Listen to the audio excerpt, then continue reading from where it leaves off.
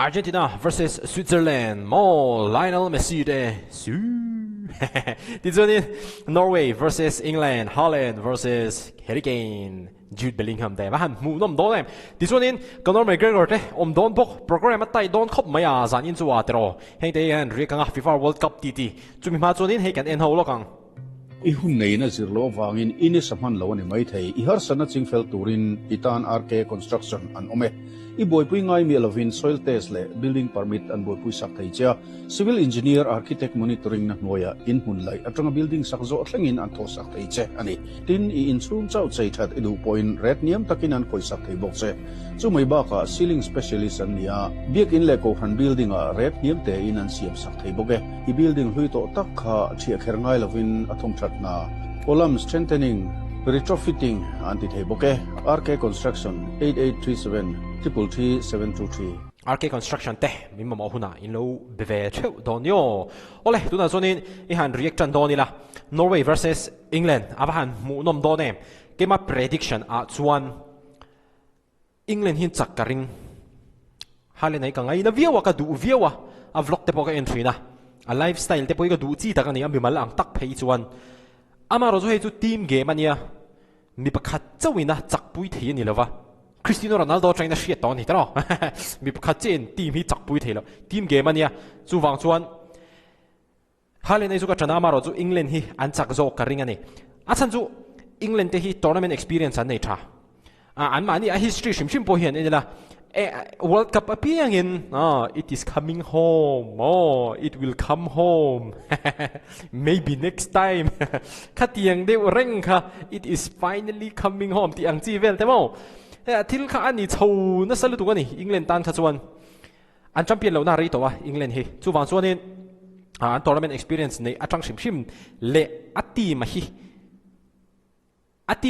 atim pumanga an that zo ka wang hianin England hi ke chuanin an chak ka ring zo ka chuanin midfielder po hianin England hi an tha zo ka ni achan chu England in tungen nei ga ti chuanin Jude Bellingham le Declan Rice ten nei tlat mai ni he hi England hianin an chor chang kai dona an khel thadon khel che tak tak hin nei vaklo an ni te hi chu mo chu wang chuanin midfielder po hianin Norway ai chuanin England hi an tha zo shima he intinan Norway hian enula football khel fak ngai lo le ngai ven lo chuanin ming pangi khat chi kan thria chu Haaland hi ni de umai ani amaro chu England han ti he chuanin player te hi English Premier League le tingvel ni newa an in Poland sar deu wange di khanin kan threven nel nual mai ni England player te hi chumo tin heng baka hianin Harry Kane te lo ombok ta chu wang chuanin England hi chu midfielder hianin an tha chuanin attacking apo hianin chance hi an create na sat thei mel zoka achan chu englo hey Haaland te hi chu mo an mani team hi chu a midfielder hian ti han bon over han omlem lova arang thei ang bela Haaland a ball pe kha ni top don ani kha England midfield defense howina an low control ne phei chuanin Norway tan han chet vak ngai na kha don lova chu wang chuanin England hi ke chuanin an chak ka ring zo khani ti chuan Norway tan a player poimo ber tur chuan soi to ang khanin Haaland a ania England te hianin ti swal an nei thiang lo Haaland a ma hian ti swal pakhat an nei chuan le Haaland hi pi zeu chuan khatam mane mai mo chu wang chuanin thil ti swal pas swal te khatiang chi ball han lak swal an lo enge khatiang chi vel kha engma hati swal an nei thiang lo England lampang hian mo chu ti khop chuanin Haaland hi a hlawama chance voi ni khat anei hi Haaland tan chuanin atok mai ani tin Norway hianin an cross lu na sat phei chuanin Haaland hi heading hi tharo pui mai sia khakne te pokha England lampang hianin an ven ve angai don le ani ti chuanin England X factor chu Harry Kane ni loin Jude Bellingham hi ni dona ani hianin midfield engke control dona an attacking pace te chuan ball han sem kwalte Harry Kane a poimo don tho amaro chu hemi game a bi khi chuan Norway le England in khel biga hi chuanin Jude Bellingham hi apoi modon le ani achan chu ball aking tam dona ti chuanin chance te po a create na sa anga England in an nor tak apo hianin Bellingham hi chu apoi modon riewin a hriat ani kha Norway ta na player poimo ber chu Haaland ani karinga chuanin England ta na player poimo ber chu englo Harry Kane ani lowin Jude Bellingham ani karing khabi kha Norway le England ta na ka prediction chu ani enge inga event a comment section a hanin ron comment ula England hi an chak zok karinga ati mangin an thazok katia amaro so mimal ang tak chuanin Haaland hi ka tan khop mai ani keima chuan mo ole adot le a chuanin Lionel Messi su Argentina versus Switzerland ที่พัดกันสวยแล้วก็Argentina ที่ World Cup จินกงฮีมีตั้มตักส่วนนี้ all ซ้ำเดียวอังเฮียนี่นั่นไงอาจารย์จูทีมชัดตักฮีอันนั้นมาชนโลนี่เฮียนี่นั่นละไอ้ทีมฟีฟ่าทีมเร่งสร้างตักฮิโมอันนั้นมาชนโลนี่เฮียนั่นละอดีตนักเตะปอมเวไม่เท่ามาเราจูทีมที่อันชัดตัวนี่อันที่นั้น rank number 5อันจัง rank 15เตปโอค่ะอันนี้ก็เขาอินข่าวตักเทตัวลงตัวไล่ส่วนนี้ skill inflation เฮียนเทียมเอาให้ inflation กันที่ส่วนนี้ทิลมันปุ่งเซลแต่กันที่ตา skill inflation ที่สุอามาค่ะส่วนนี้รำเทียมบีกทับบีกถึงที่ขานมชินนี่อามาเราจูตัวไหนที่ส่วนนี้เขาเวลาจังกังเซล่ะมีตั้มตะกินเทคโนโลยี access เทปได้ nutrition สูงจ้าแต่ทั้งนี้เนาะinformation ตั้มโตลุตุกัตสูฟังส่วนนี้ skills เตปโอฮิตอย่างเฮียนี่มารำทัฟักระวังกันไงเตปโอชาเดียวขานมตัวนี้ skill inflation Argentina เตอันเทียมอังกฤษทวีนทีมดังเตปโออันเราเทียมเวทีอามาเรา experience เตข้าปุยหมดตา mentality เตข้าโมส่วนใจน่าเฮียนเดียนักตุกซีกันที่ต่อมาอีกสมอง Argentina เลย Switzerland นี่เคลาเฮียนี่ตัวเงี้ยจักโจกอังกฤษจูเฮียนี่ Argentina เต็นนี่โอ้Argentina เต็นจักกระเรงอาจารย์จูตัวดังนี่ละวิน Lionel Messi ซูวังวิวทีนะLionel Messi ที่ไหนมีวะนี่ Messi อุปโภคกุมสมทุนปกติตัวอามาโรจูอาลาฟิตมาละอมเมียอักลไ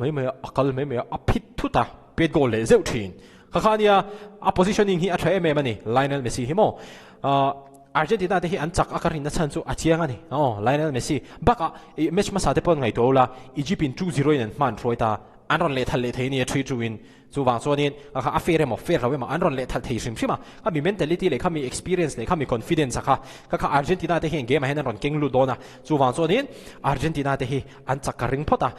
อามาโรจูสวิตเซอร์แลนด์ลำปังฮิปโปฮิจักเวทีเท่าวันนี้มาเซสวิตเซอร์แลนด์โรฮิจูบวยข้างนั่นตัวจูอันดิเฟนซ์จูคงชาอังอามาโรจู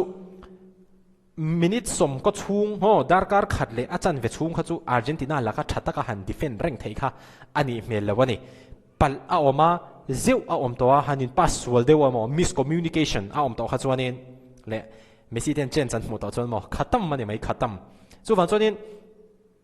สวิตเซอร์แลนด์ดิเฟนซ์ป่วยมองอามาเราจูอาร์เจนตินาที่เฮียนี่เองที่เดมันเนี่ยเฮ้สวิตเซอร์แลนด์ดิเฟนซ์ฮีอันโซลเทคริงที่ส่วนนี้อาร์เจนตินาที่เฮียจูอันจักมุนตัว experience อันนี้ตัวไลน์นั้นเมสซี่เทปเบรลฮาร์เดนกันที่ยังจีขานี่ตามโม experience ซงเตนส่วนอาร์เจนตินาตานะ X Factor ตัวอาร์เจนตินาตานะ player ป่วยมอเบร์ตัวจูสวยบุยยังไงล่ะลีโอเนลเมสซี่ป่วยมอเบร์โดนอามาฮิโมเคลชันเลยว่าเห็นนี่นะครับทุยโดนนี่อามาโรจูเมสซี่เราจูเพลย์ดังที่อันงาอามาโรจูฟรีคิกเอโมทรูบอลดริบลเนี่ยวันนี้ขัดอันดริบลละจวนนี้เอโมพาสซิ่งฮิลชาร์เรงนี่เมสซี่ฮิโมจูฟังส่วนนี้ตุนฟีฟ่าเวิลด์คัพชิมไปนักเคลใช้ไม่นี่ที่ฮันโกลละคุ้งเดียวจ้าตัวนี้พอเห็นนี่รีคอร์ดโฮลเดอร์อะไรนี่เรียจูฟังส่วนนี้เคลชันเลยว่าจวนนี้ขัดทุยวิวอามาโรจูอาร์เจนตินาให้จุดทีมันนี่ช้ามาเซอาร์เจนตินาตานาเพลย์ปอยโมเบรักรินจูเมสซี่ฮีอันนี้อันที่ฟันที่ยังที่ส่วนนี้สวิตเซอร์แลนด์ตานาเพลย์ปอยโมเบร์ลำไอมาส่วนสวิตเซอร์แลนด์ X Factor ตัวจูอันดิเฟนซ์นี่โดนนี่อินกัสยาอันดิเฟนซ์โมอาร์เจนตินาละก็ให้มินิทสมสรีอาจังสรีงาเวลกอลส์หัวมีแล้วว่าชัดตะกันอันดิเฟนซ์จะเทส่วนนี้อัตโตปาอาร์เจนตินาฮิตเลมินอันเป็นนิกเวดิวเทอันที่ฟรัสเตรทเวทีจู่สวิตเซอร์แลนด์ตานเฮียนอปอยโมเวดอนเฮียนกัสยานี่ชัดตะกันอันดิเฟนซ์จะเทไปส่วนอัตโตปาอาร์เจนตินาฮะจักตูรังไงซาอาคานินอาร์เจนตินาละมาฮันเพรสเชอร์ข้าสร้างโจกตัวตนสวิตเซอร์แลนด์ตักที่ส่วนนี้เอ็งมาจานตูรันนี่เราอันจักส่วนนี้อาชานี่ไหมอามาโรจูอันจักเราพอนเนี่ยอาร์เจนตินานี่มีว่าตูมันอันเดมปกริงต่อจวงเราสวิตเซอร์แลนด์ตักที่ส่วนโมจู่ฟังส่วนนี้ให้มีเกมมาที่ส่วนนี้อัพเพรสเชอร์ให้จู่อาร์เจนตินาละมาเฮียนินโกลันคุ้งวัดเราเพย์ส่วนนี้นัสโจกริงเกมตบละมานินโรโจจ้าเพย์ส่วนโมที่ส่วนอังกฤษนั้นจากอาร์เจนตินาจากเพย์ส่วนนี้เซมิไฟนอลว่าหันมุนมโดนเองแต่เราอังกฤษ versus อาร์เจนตินาตัวน่ะฝรั่ง versus สเปนใครละมีเนี่ยมาแต่กิเลนเอ็มบาเป้แต่ว่าหันปุยด้วยว่าหันมุนมโดนเองข้ามีค่ะตุนจุ่มมาตานะ prediction เนี่ยกันสวยจ้าเวทีจูเนี่ยเองนั่งมานี่อินไงดัน comment section อาหารนี่รอน comment อุละกังไงดันเราเดี๋ยวเล็กอังไงจะพอให้อินเตอร์มินคาริงาอามาโรจูให้มีแมตช์บีคิดว่านี่กันไงดันที่อังตังเดี๋ยวเวกไม่เทียนี่อังกฤษ versus นอร์เวย์ Argentina versus Switzerland video le a kanin hmulai theu do ne